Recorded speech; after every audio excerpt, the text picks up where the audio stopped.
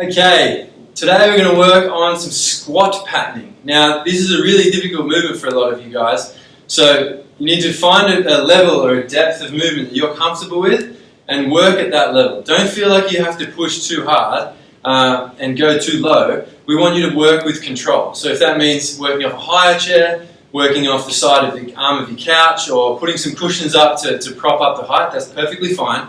What we're trying to get good at today is working on the pattern. So what's normal, or what's a common position to default to, is again stepping, getting the knees coming forward and in a little bit. So people tend to do these ones and use the hands on the knees, and the knees come in, the knees come forward.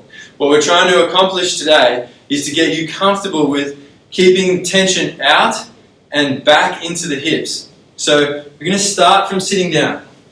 So when you start, we want your feet slightly wider than what you would normally have them. We're going to start with your shins pretty vertical, so it'll feel like you're a long way back from your feet. From there, you're going to lean at the hips. So you're trying to get your belly button closer to the floor, so your shoulders get over the top of your feet. Okay, that's going to help keep your center of mass, or your weight distribution, over your feet, so when you stand up, you can keep your shins in the same position. So we're going to lean forward. From here, we're going to pull our heels back down into the floor. Just like we do when we're stepping, trying to crush the can with the heels, you're going to pull down and back through the feet. So from here, we lean over, pull down and back through the feet, and the hips come through.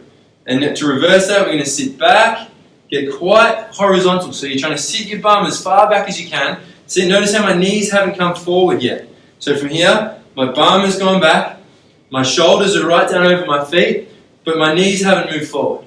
From there, then I start to bend my knees to control back down. So you lean over the feet, crush the feet into the floor, pull yourself up out of the chair. Yeah? So sitting the hips back, vertical shin, get shoulders over the toes, and then sitting down to the box. Okay? Now, find the height that you can do that. Work at that position, and get used to the feeling of trying to sit back and then pulling yourself up out of the chair. Pulling through your heels to bring your hips through versus sliding into your knees and pushing yourself up. Okay, so we're going to try and pull yourself out of the chair.